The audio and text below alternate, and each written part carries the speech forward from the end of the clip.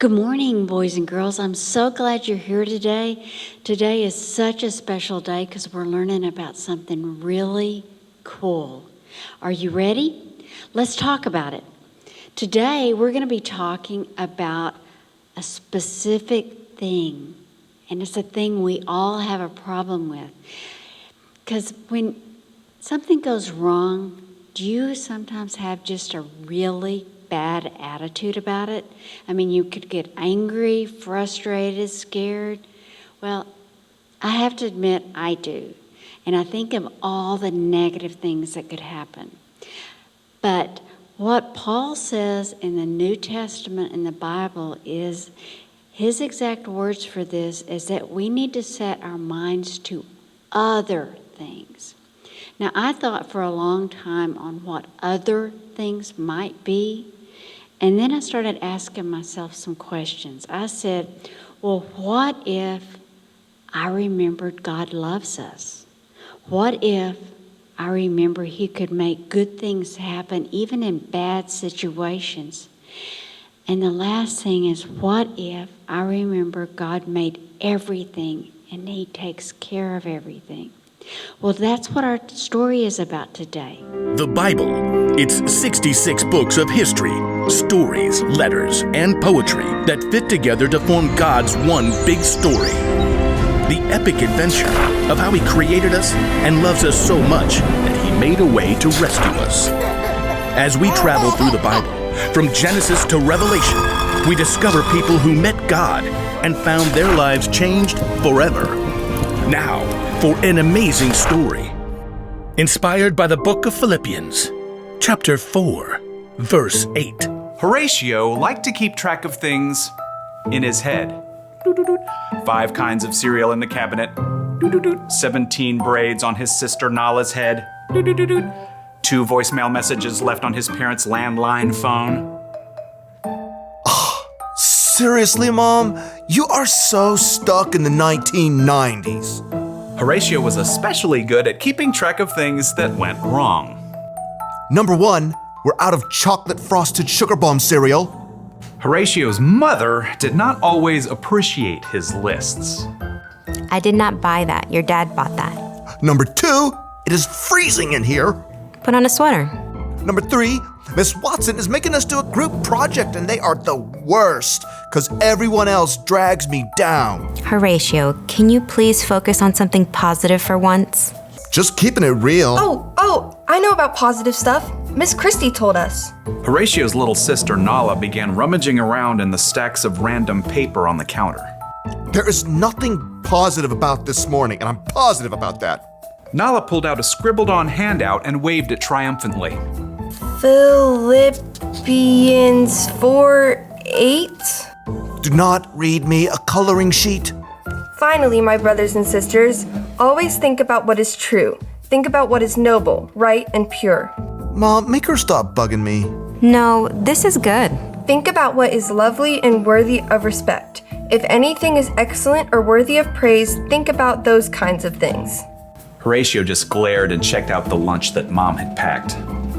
Is this strawberry jam in my sandwich? You know I only eat apricot jam. Over the next 2 hours, Horatio counted dozens of annoying things.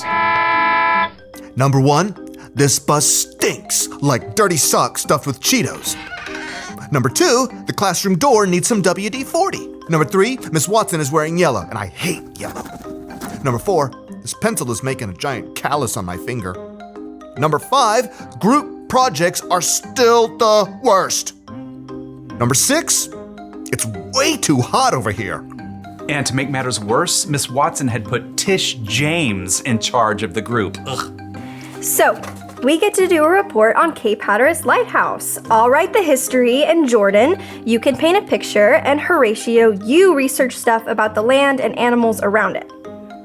Number 7, Tish is super bossy. Oh, and here's a picture of the lighthouse.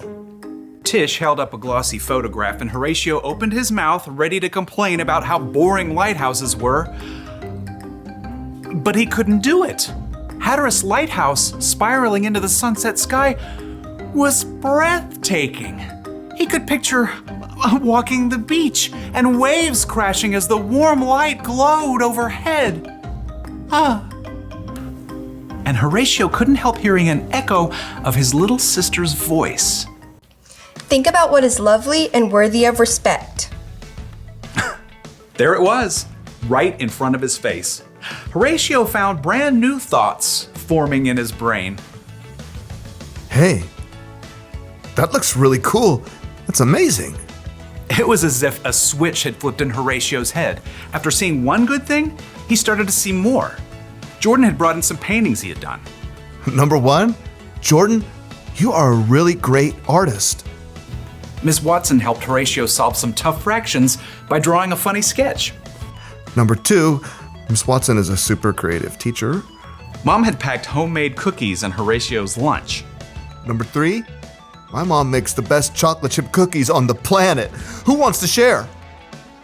By the time Horatio got off the school bus, Number 4, Mr. Rob drove us right up to our house because of the rain.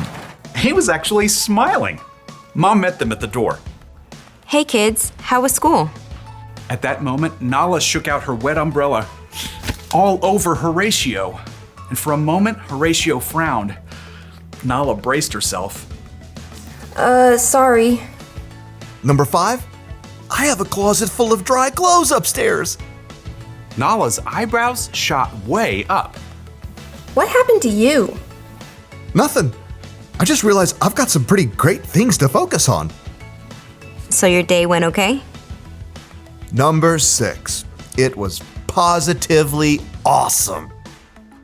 Horatio beamed and ran upstairs to change his wet shirt. He had a lot of brand new lists to make up in his head.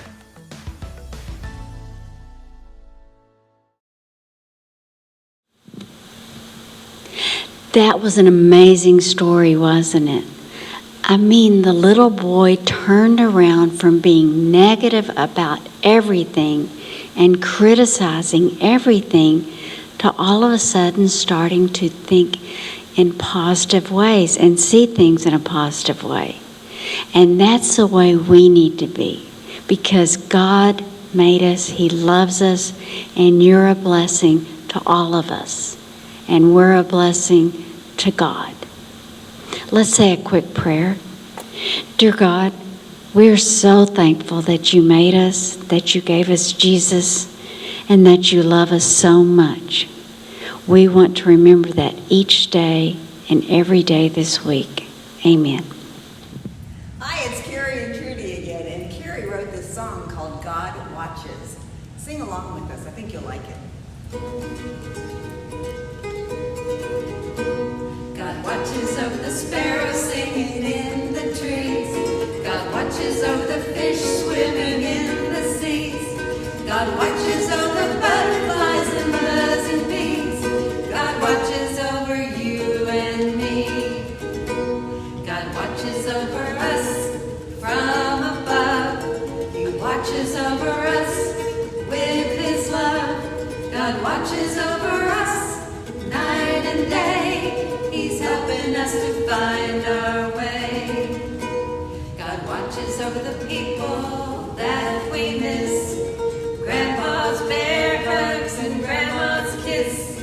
He wants us to be happy, kind and true. God's watching over me and you. God's watching over